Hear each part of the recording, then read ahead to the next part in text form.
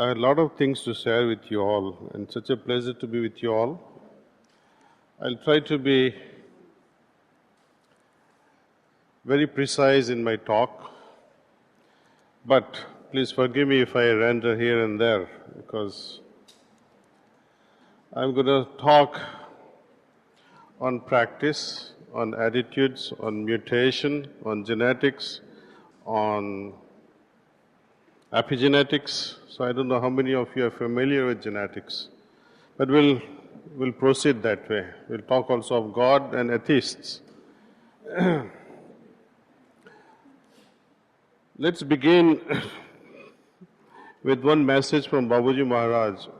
You can write down the date so you can refer it when you go back home. I don't know how many of you are familiar with these messages. I think pretty much all of you are.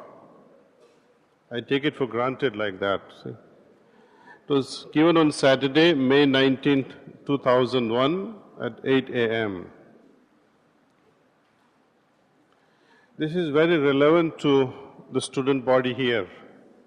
When you read it, when you listen to this, you will understand why I am talking this especially to you.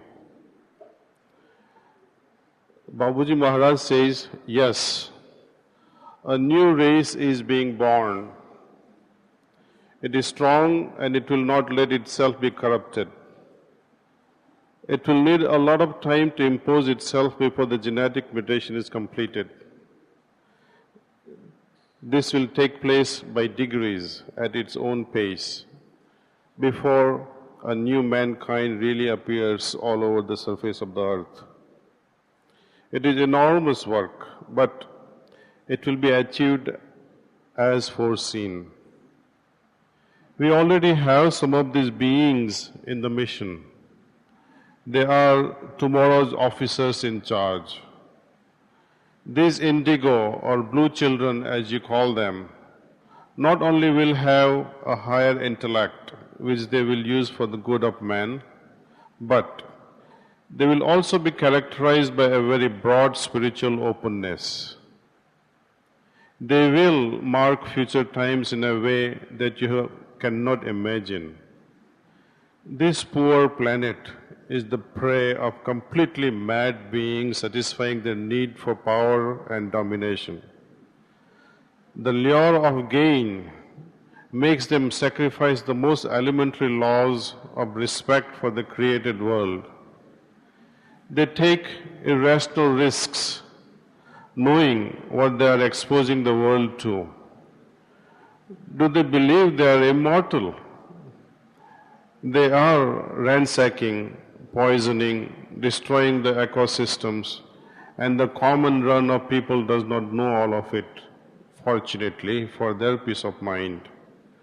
While undergoing the disastrous effects of errors, mainly accumulated over the last century, people in this transitional period can find consolation in imagining these future times when this poor earth will be able to lick its wounds caused by man and cataclysm generated by their errors.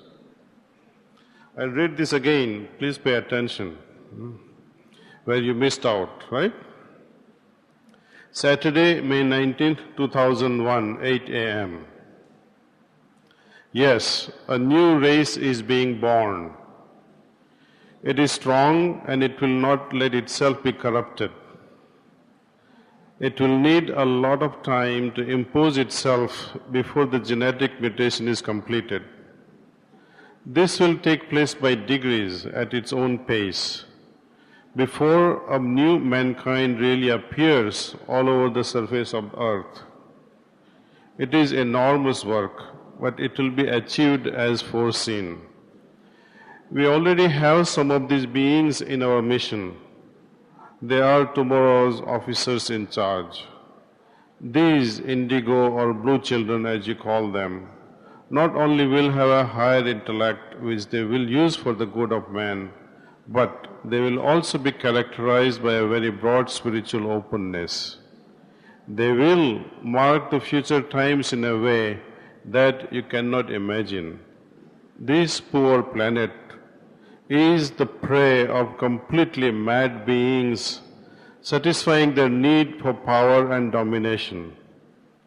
The lure of gain makes them sacrifice the most elementary laws of respect for the created world.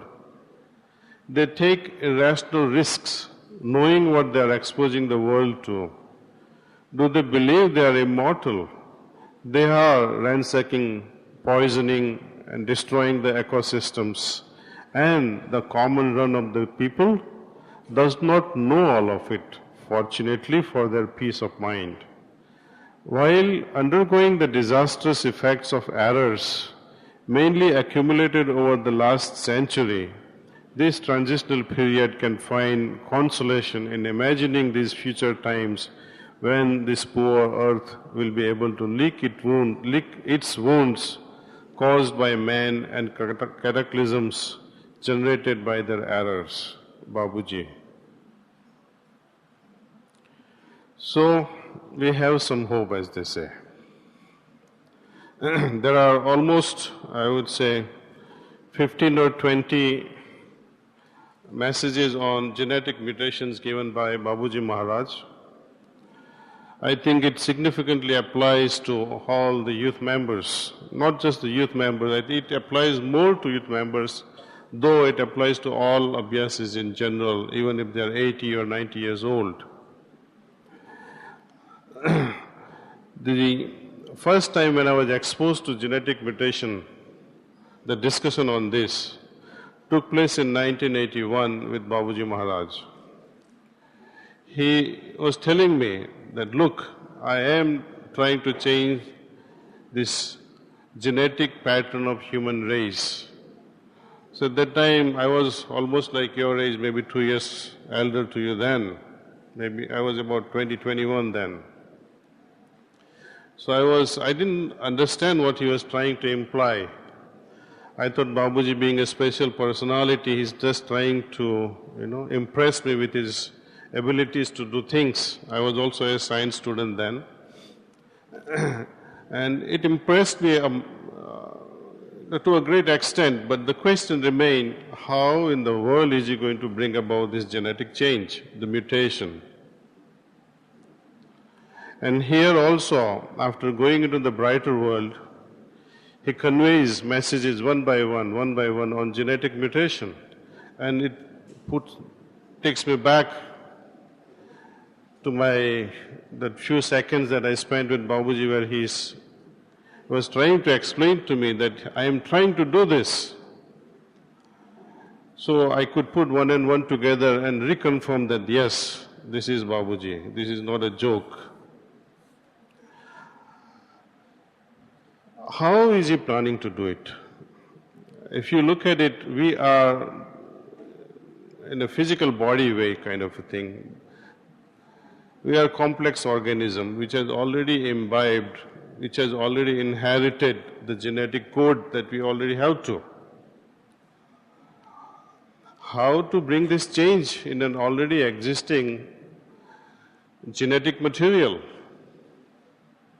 It's already fixed. We are of the belief that genetic changes can occur rapidly at the time when there is cellular division, where the chromosomes and divides and Of course, that's a great moment. But having lost that moment, how does the great masters achieve what they have to achieve in the form of this mutation? It is not through pranahuti, it is not through transmission, or it's not through their powers. They fail.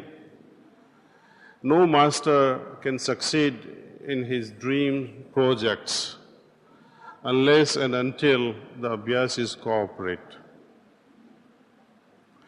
Abhyasis power is no less than godly power, because at the very root of our mind, that original star still continues to work. For example, when Lord Krishna approached Duryodhana just before the beginning of the war, He tried to convince him, please, don't do this.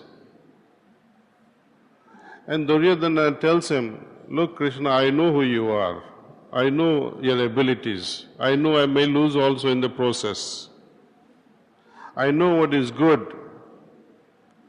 He utters a sloka, perhaps those days they could talk only in Sanskrit. He says, Janami dharmam nachame pravritti. I know what is my duty.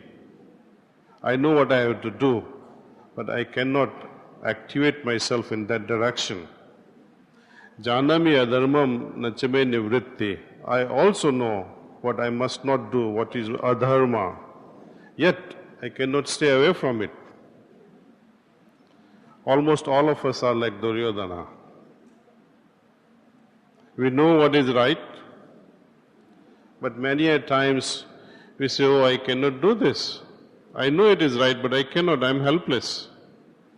Many a times I know what I must not do, yet I end up doing it. So who is better?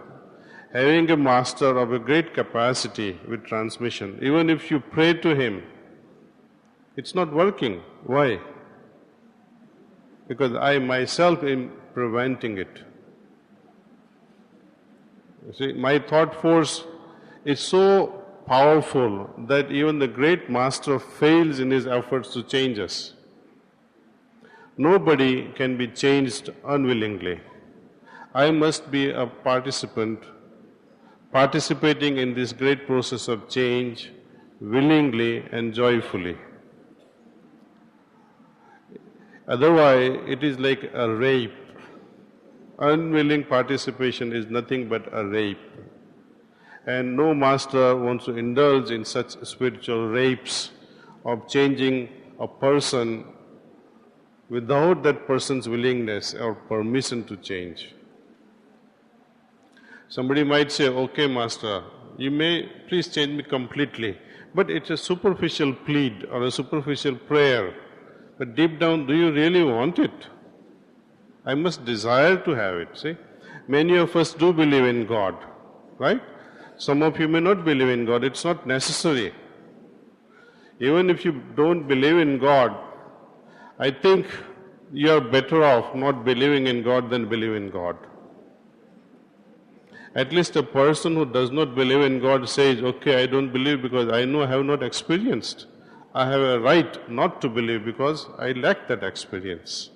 But some of you guys who believe in God, on what ground do you claim that I believe in God? Do you have the experience?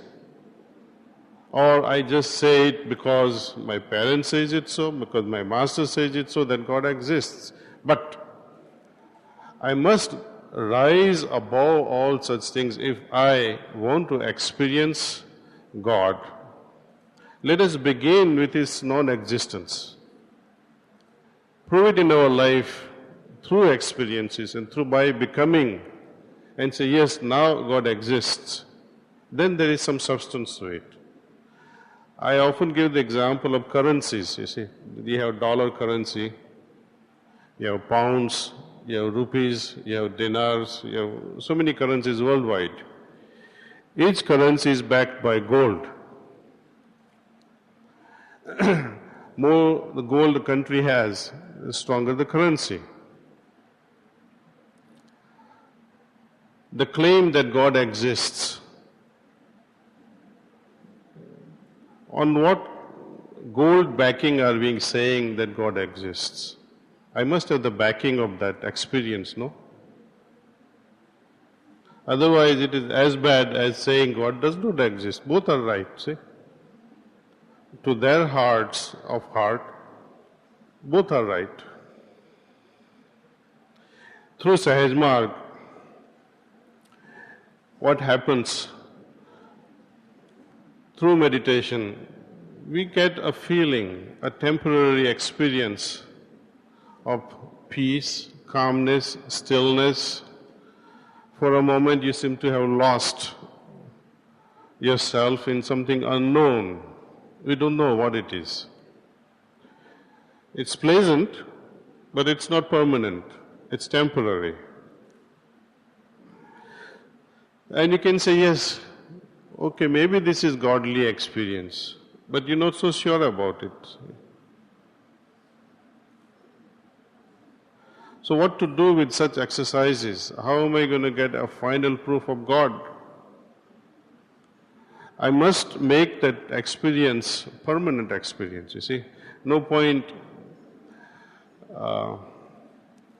becoming a rich man, for example, for a day or for 1 month. You can become a crorepati. Let's say somebody says, okay, I'll lend you 10 crores today. After 1 month, I'll take it back. It is as bad or as good as saying, while I was in Manapakkam, I had a great experience, superb experience. But afterward, I am as bad as that crorepati who lost his crores after a month. After I go away from this atmosphere, I am again like, high and dry, as they say, spiritually speaking. Now and then, when we are at home, we meditate. When we meditate, we have some experience, maybe intense, may not be intense. If it's not intense, you end up going to a preceptor and say, please give me a sitting. My conditions seem to, fizzle away. I like to regain my experience or my touch with God, or my touch with my inner self. You take a sitting, again you are re-established with the sense of, some sort of conviction that yes, He exists. But then again it fizzles out. So we are constantly making ourselves and constantly unbecoming ourselves. Ideally, it should become permanent. That experience must become permanent.